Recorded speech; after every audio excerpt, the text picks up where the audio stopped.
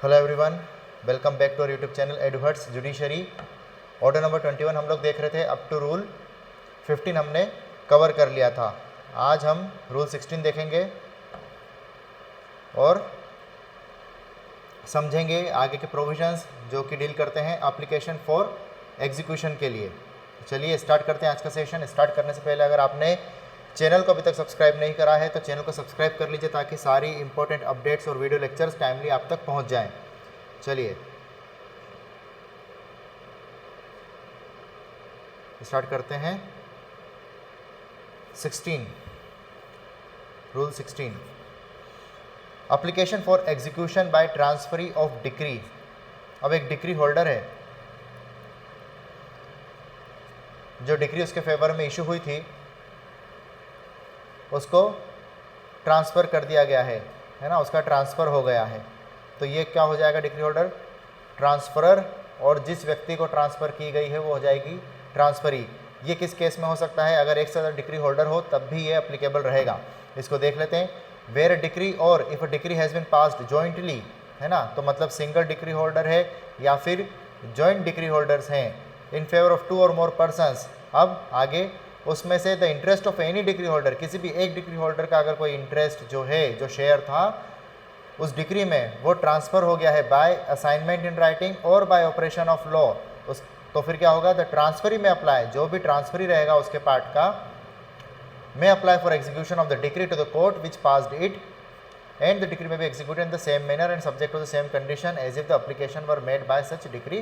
holder। ठीक है, तो जैसे ही ट्रांसफर होगा तो ट्रांसफरी के पास में उस डिक्री होल्डर का जिसका इंटरेस्ट ट्रांसफर हुआ है उसके अधिकार आ जाएंगे और वो उसी तरीके से एग्जीक्यूशन के लिए एप्लीकेशन फाइल कर पाएगा जैसे कि ओरिजिनल डिक्री होल्डर फाइल कर पाता। ठीक, आगे देखें। Provided that where the decree or such interest as aforesaid, कोई भी इंटरेस्ट या फिर डिक्री पूरी, अगर इंटरेस्ट की बात वहाँ पे हो रही है जहाँ पे जॉइंट डिक्री होल्डर्स हैं, और सिंगल अगर वर्ड डिक्री लिखा है इसका मतलब अलोन डिक्री होल्डर है ना। तो जहाँ पे where the decree or such interest as aforesaid has been transferred by assignment, जहाँ पे असाइनमेंट से ट्रांसफर हुआ है, notice of such application shall be given to the transferor. अब जहाँ पे असाइनमेंट के थ्रू ऐसा कोई इंटरेस्ट ट्रांसफ़र हुआ है डिक्री होल्डर का, तो जब नया जो डिक्री होल्डर रहेगा जिसको, या फिर ट्रांसफरी जो रहेगा, जब भी वो एप्लीकेशन फाइल करेगा एग्जीक्यूशन के लिए, तो कोर्ट फिर एक नोटिस इशू करेगा ट्रांसफरर को और साथ ही साथ जजमेंट डेटर को कि इस तरह का एक एग्जीक्यूशन प्रोसीडिंग के लिए एप्लीकेशन फाइल हुई है। आगे, and the decree shall not be executed until the court has heard their objections if any to its execution. और डिक्री तब तक एग्जीक्यूट नहीं होगी जब तक के लिए उनके जो भी ऑब्जेक्शन है उनको सुन लिया नहीं जाता। तो नोटिस इशू करना यहाँ पे ज़रूरी है जब भी असाइनमेंट के थ्रू ट्रांसफ़र होगा। तो आगे, provided also that where a decree for payment of money against 2 or more person has been transferred to one of them, it shall not be executed against the others. अब ये किसकी बात कर रहा है? ये बात कर रहा है आपके जजमेंट डेटर की। Provided also that where a decree for the payment of money against 2 or more person, है ना, मतलब जॉइंट जजमेंट डेटर हो गए, against 2 or more persons has been transferred. तो अगर ये किसी एक व्यक्ति को, जैसे ए और बी थे जॉइंट डिक्री होल्डर, इसमें से ए का इंटरेस्ट ट्रांसफ़र हो गया है ना, बी को ही हो गया है मान लो, तो ए के अगेंस्ट में फिर कोई भी नोटिस इशू नहीं करा जाएगा, उसको नोटिस इशू नहीं करा जाएगा, सिर्फ बी को ही नोटिस दिया जाएगा। यहाँ पे जो नोटिस हम दे रहे थे जजमेंट डेटर को, अगर ये जॉइंट जजमेंट डेटर हैं और ए का इंटरेस्ट बी को ट्रांसफ़र हो गया है तो सिर्फ बी को ही नोटिस इशू होगा, ए को नहीं होगा। और ना ही ए के अगेंस्ट में क्या होगा? कोई भी एग्जीक्यूशन प्रोसीडिंग्स लॉन्च की जा सकेगी। आगे explanation, nothing in this rule shall affect the provision of 146 and transfer of right in property which is subject matter of suit में apply for execution of the decree without a separate assignment of the decree as required by this rule. वही बातें जो यहाँ पे थी उनको explain करा गया है। आगे आ जाते हैं। Procedure on receiving application for execution of decree. Procedure on receiving application for execution of decree, है ना, एप्लीकेशन रिसीव हुई है उसके बाद में क्या प्रोसीजर रहेगा वो रूल नंबर 17 हमको बताता है। क्या बोलता है ये? On receiving an application for the execution of a decree as provided by rule 11, जो भी रूल 11 में प्रोसीजर थे उनको देखते हुए सब rule 2, the court shall ascertain whether such of the requirements, court ये देखेगा कि जो भी रिक्वायरमेंट्स थी, जो भी नेसेसिटीज़ थी वो फुलफिल हुई हैं कि नहीं हुई है, जो कि दे रखी है रूल 11 से 14 के बीच में। As may be applicable to the case have been complied with, complied हुई है कि नहीं हुई है, और अगर वो कंप्लाइड नहीं हुई है, have not been complied with, तो फिर क्या होगा, कोर्ट क्या करेगा, समय देगा, शैल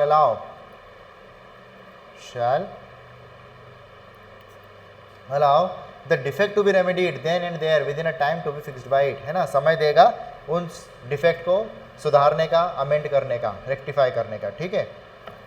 आगे, if the defect is not so remedied, अब डिफेक्ट सही करने का समय दिया लेकिन उनमें भी कोई सुधार नहीं हुआ, फिर क्या होगा, the court shall reject the application, है ना, वर्ड है शैल, हो ही जाएगी वो reject. Okay, provide a that where in the opinion of the court there is some inaccuracy, आगे एक प्रोविजो है वो बोलता है इनएक्यूरेसी के बारे में, जो हमने क्लॉजेस देखे थे, जो मैंने बोला था कि आगे ही आएंगे, जी एंड एच अमाउंट से डील कर रहे थे, है ना, दोनों ही अमाउंट से डील कर रहा था, एक था कॉस्ट का और एक था ड्यू का, जो भी अमाउंट ड्यू है विद इंटरेस्ट। एक बार देख लेना अगर आपने देखा नहीं हो, लास्ट लेक्चर में कवर करा था इसको। Provide a that where in the opinion of the court there is some inaccuracy as to the amount referred in G and H, the court shall, क्या करेगी court shall instead of rejecting the application, है ना, इस case में क्या करेगी, reject नहीं करेगी एप्लीकेशन, और क्या करेगी, decide provisionally without prejudice to the rights of the parties to have, है ना, तो क्या करेगी, instead of rejecting the application क्या कर देगी, प्रोविजनली डिसाइड कर देगी कि कितना अमाउंट बनता है देने का, है ना, कितना अमाउंट देने का बनता है प्रोविजनली डिसाइड कर देगी, लेकिन वो फाइनल नहीं होगा। Without prejudice to the right of the parties to have amount finally decided in the course of proceeding, course of proceedings में वो अमाउंट चेंज हो सकता है, आप बिल्कुल ओपन है उसको क्या करने के लिए, डिसाइड करने के लिए, ठीक है ना। तो एक प्रोविजनली डिसीजन रहेगा कि हाँ इतना अमाउंट हम मान के चलते हैं, आगे जो भी जैसे जैसे प्रोसीडिंग्स बढ़ेगी हम उसको देखते जाएंगे और साथ में वो अमाउंट भी असरटेन हो जाएगा, ठीक है। तो ये तो हो गई बात अगर जी एंड एच की आती है तो। आगे, where and application is amended, जहाँ पे एप्लीकेशन अमेंड हो गई है, it shall be deemed to have been application in accordance with law and presented on the date when it was first presented, जहाँ पे एप्लीकेशन हमने समय दिया था सुधार करने के लिए, वो एप्लीकेशन अमेंड हो गई, तो यही माना जाएगा जिस पहले दिन एप्लीकेशन फाइल हुई थी डिफेक्ट के साथ में, उसी दिन वो सही तरीके से फाइल हुई है, ये माना जाएगा उसको, अगर वो अमेंड हो गई है तो। Every amendment made under this rule shall be signed और इनिशियल्ड बाय द जज, ठीक, साइंड एंड इनिशियल्ड बाय द जज। आगे, when the application is admitted, जहाँ पे एप्लीकेशन एडमिट हो जाती है तो क्या होगा, the court shell inter in the proper register a note of the application, जो कोर्ट के पास में रजिस्टर रहता है उसमें वो एक एंट्री करेगा, and the date on which it was made, किस तारीख को वो एप्लीकेशन फाइल हुई है, and shall subject to the provision hereinafter contain order execution of the decree according to the nature of the application, और फिर execution का order issue कर देगा जो भी एप्लीकेशन रहेगी उनके नेचर को ध्यान में रखते हुए, है ना, कि एप्लीकेशन में क्या डिमांड करी गई है, कौन से मोड से डिमांड करी गई है, अरेस्ट की सहायता मांगी गई है, अटैचमेंट मांगा गया है, डिलीवरी मांगी गई है, वो सारी चीज़ हमने देखी थी, वो यहाँ पे ध्यान में रखते हुए उसका ऑर्डर हो जाएगा एग्जीक्यूशन का। आगे चलते हैं, provide a that in case of a decree for the payment of money, payment of money के लिए कोई भी अगर डिक्री है तो the value of the property attached shall is nearly में भी correspond with the amount due under the decree, तो जो भी प्रॉपर्टी अटैच करी गई है उसकी वैल्यू कितनी होनी चाहिए, उससे करस्पॉन्ड करनी चाहिए जो भी अमाउंट ड्यू थी डिक्री के अंतर्गत, उससे करस्पॉन्ड करनी चाहिए। ऐसा नहीं हो अमाउंट ड्यू थी 10,000 रुपये और प्रॉपर्टी आपने अटैच कर दी 1 लाख रुपए की, वो नहीं होना चाहिए, है ना। चलो आगे चलते हैं। Execution in case of cross decrease rule,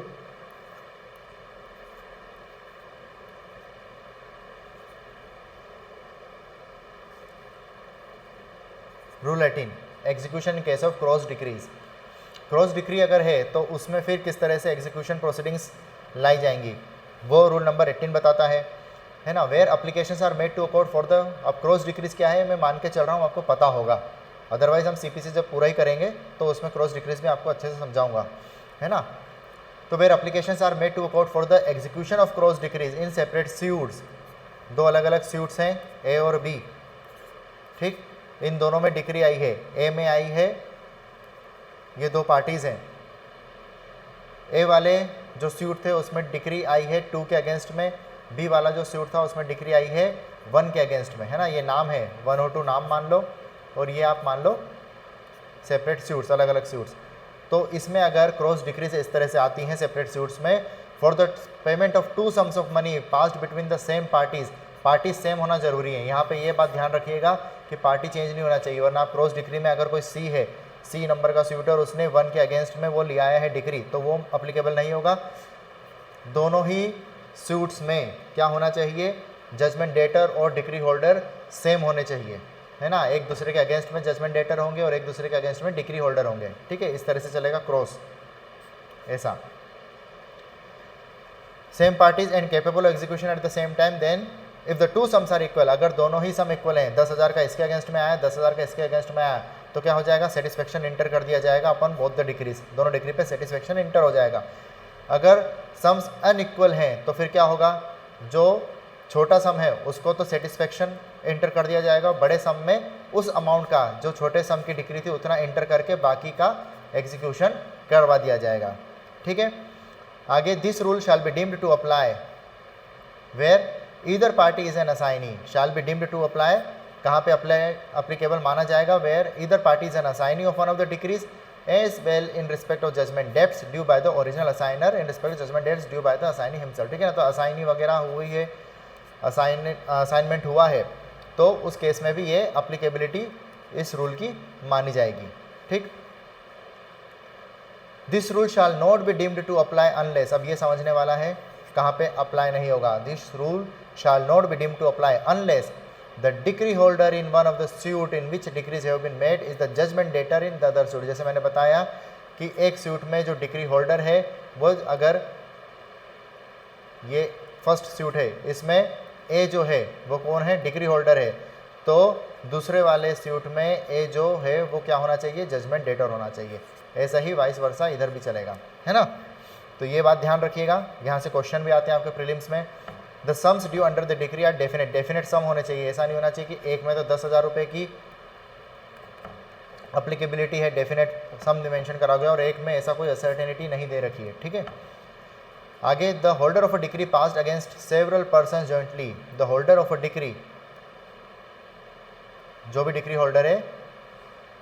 और वो क्या हुआ है, passed against several person jointly, मतलब जजमेंट डेटर्स बहुत सारे हैं, एंड सेवरल में treated as a cross decree in relation to the decree passed against him in singly in favour of one और मोर सच पर्सन्स, ठीक है। अगर multiple भी है तो भी उसको उसी तरह से माना जाएगा जैसे सिंगल जजमेंट डेटर है। कोई अगर कन्फ्यूजन रहा जाए, थोड़ा स्पीड में मैं करवा रहा हूँ, हमको काफ़ी सारा करना है,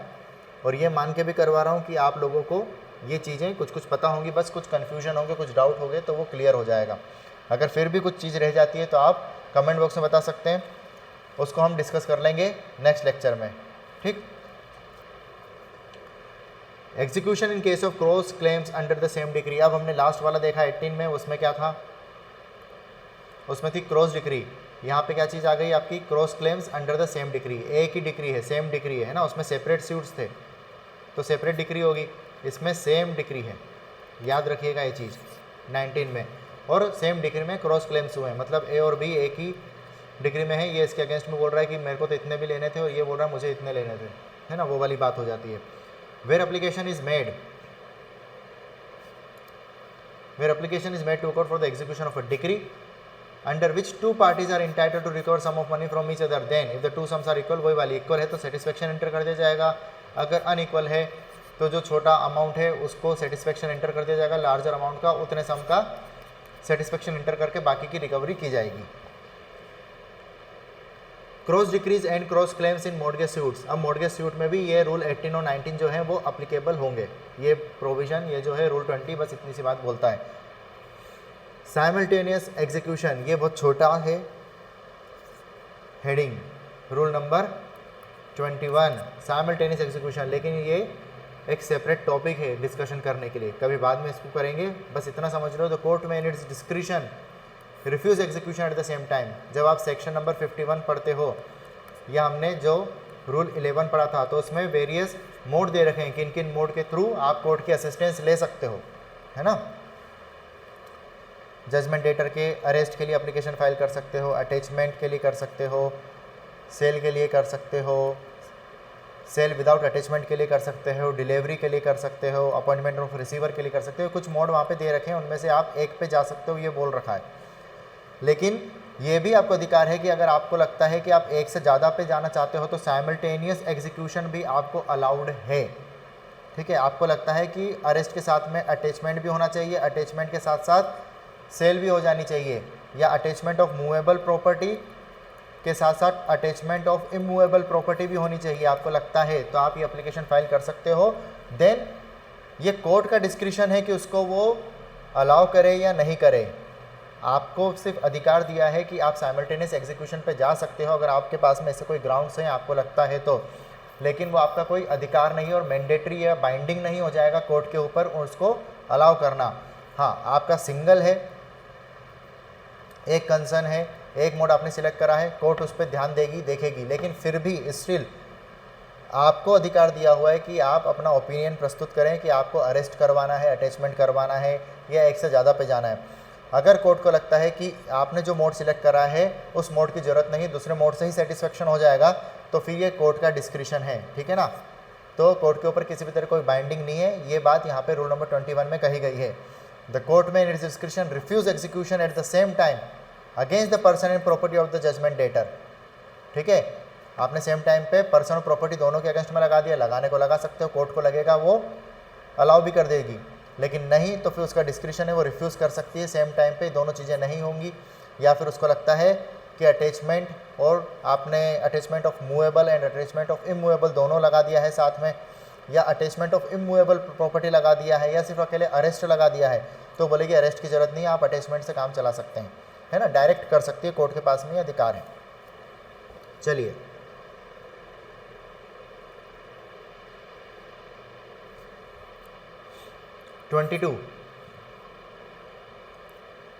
रूल 22 नोटिस इशू होगा, notice to show cause against execution certain cases where application for execution is made, जब भी एप्लीकेशन लगेगी कहाँ पे, for more than 2 years after date of decree, decree issue हुई है उसकी तारीख से 2 साल के बाद अगर इसी कोई एप्लीकेशन लगती है एग्जीक्यूशन की, और against the LR of a party to the decree, LR के अगेंस्ट में लगी है, और where application is made for execution of a decree filed under 44A में फाइल हुई है, और अगेंस्ट द असाइनी और receiver in insolvency where the party to decree has been adjust to be insolvent. अगर इन सारी चीज़ों में केस फॉल होता है तो क्या होगा, the court executing the decree shall issue a notice, एक नोटिस इशू करेगी to the person against whom the execution is applied, मतलब कि जजमेंट डेटर को एक नोटिस इशू करेगी कि इस तरह का कोई एग्जीक्यूशन एप्लीकेशन अब फाइल हुई है, 2 साल बीत गए भैया तब जाके फाइल हुई है ना। Requiring him to show cause on a date to be fixed by the decree should not be executed against him. अब नोटिस इशू हो जाएगा, नोटिस में लिखा जाएगा कि बताओ क्यों ना आपके अगेंस्ट में कार्रवाई की जाए, एग्जीक्यूशन करा जाए। Provided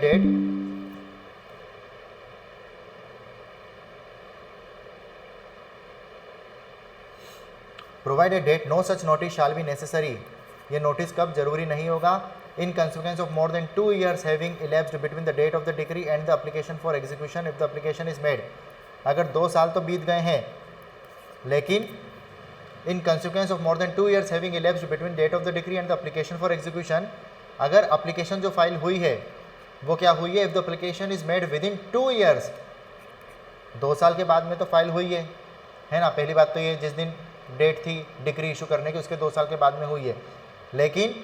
with in 2 years from the date of the last order, अगर उसके बाद में जो आपकी डिक्री की डेट थी उसके बाद में कोई ऑर्डर वगैरह एक निकला हो, अगर आपने कोई एग्जीक्यूशन प्रोसीडिंग लगाई हो, भले ही वो पूर्णतः नहीं हुई हो, एग्जीक्यूशन नहीं हुआ उसका, लेकिन अगर कोई आपने प्रोसीडिंग इनिशिएट करी हो, एप्लीकेशन फाइल करी और उसके लिए कोई ऑर्डर आया हो, कोई डायरेक्टिव आया हो,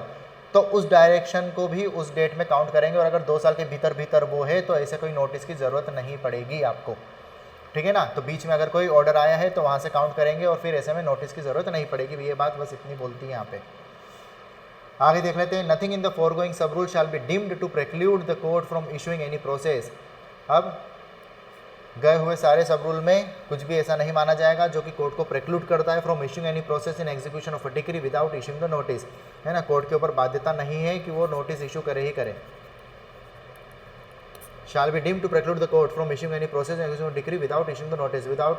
नोटिस इशू करे भी वो एग्जीक्यूशन प्रोसीडिंग इनिशिएट कर सकती है if for reasons to be recorded. Reasons record करना पड़ेंगे कोर्ट को कि हमको नहीं लगता कि भैया नोटिस इशू करना जरूरी है और सीधे हम तो एग्जीक्यूशन डाल रहे हैं, कारण जो है वो ये लिखे हुए हैं। It considered at the issue such notice would cause unreasonable delay, अगर लगता है कि नोटिस इशू करने से अनरीजनेबल डिले होगा या फिर it would defeat the end of justice. ये दो कारण यहाँ पे भी दे रखे हैं, ये इनको यहाँ पे एंटर करने पड़ेंगे। ओके, आगे देख लो। Sale not to be set aside on the death of judgment debtor before the sale but after service of proclamation of sale. तो where any property sold in execution of a decree, property sold हो गई execution में, the sale shall not be set aside, sale जो है वो set aside नहीं होगी because of the death of judgment debtor. अगर जजमेंट डेटर की डेथ हुई है तो सेल को सेट असाइड नहीं करा जाएगा। अब वो जो काउंटिंग है डेथ की कि कब से कब के बीच में होनी चाहिए वो आगे दे रखी है, between the date of issue of proclamation of sale. अगर डेथ जो हुई है वो कब हुई है, between the issue of proclamation of sale, जिस दिन सेल का प्रोक्लेमेशन इशू करा है, and the date of sale, है ना। तो प्रोक्लेमेशन टू सेल के बीच की जो डेट है उसके बीच में अगर जजमेंट डेटर की डेथ हुई है तो फिर वो सेट असाइड नहीं होगी sale. Notwithstanding the failure of the decree holder to substitute legal representative, और फिर ये भी नहीं बोला जा सकेगा कि आपने लीगल रिप्रेजेंटेटिव को सब्सटीट्यूट नहीं करा और ये डिग्री होल्डर का एक फेलियर है, तो उस ग्राउंड को ज़्यादा कंसिडर नहीं करा जाएगा, महत्व नहीं दिया जाएगा। But in case of such failure, लेकिन अगर वो फेलियर से क्या होता है, the court may set aside the sale if it is satisfied the LR of the deceased judgment has been prejudiced by the sale. लेकिन अगर कोर्ट को लगता है कि ये जो फेलियर था सब्सटीट्यूट करने का, इस फेलियर के वजह से जो एलआर है वो किसी भी तरीके से प्रेजुडाइज हुआ है उस सेल से, तो फिर उस सेल को सेट असाइड कर दिया जाएगा। ठीक, तो ये डेट ध्यान रखिएगा। एलआर को सब्सटीट्यूट नहीं करा है, फेलियर हुआ है, कोई बात नहीं, लेकिन अगर प्रेजुडाइज हुआ है उस फेलियर से और जो सेल हुई है वो सही नहीं लगती है, फिर उसके अगेंस्ट में लगती है उसके इंटरेस्ट के, तो सेल को सेट असाइड कोर्ट कर सकती है। Procedure after issue of notice, अब नोटिस इशू करने के बाद का procedure, where the person to whom notice is issued does not appear or does not show cause to the satisfaction of why the decree should not be executed, the court shall order decree to be executed। Court के समक्ष show cause नहीं करता है कि क्यों ना decree execute करी जाए, तो फिर कोर्ट फ्री है डिक्री को एग्जीक्यूट करने के लिए। Where such person offers any objection, अगर कोई ऑब्जेक्शन ऑफर करता है तो court shall consider such objection and make such order as it thinks fit. तो फिर कोर्ट उस तरह से ऑर्डर इशू कर देगी। ये था आज के लिए, यहीं तक करते हैं बस रूल नंबर 23 तक। बाकी रूल 24 से कल स्टार्ट करेंगे, धीरे धीरे सीपीसी को अच्छे से पढ़ेंगे और ऑर्डर 21 स्पेसिफिकली जो डिफ़िकल्टी देता है काफ़ी सारे बच्चों को, उसको अच्छे से कवर करेंगे, है ना। तो पढ़ते रहिए, वीडियो लेक्चर देखिए, लाइक करिए, वीडियोस को शेयर करिए और सपोर्ट करिए हमारे इस इनिशिएटिव को। Thank you so much.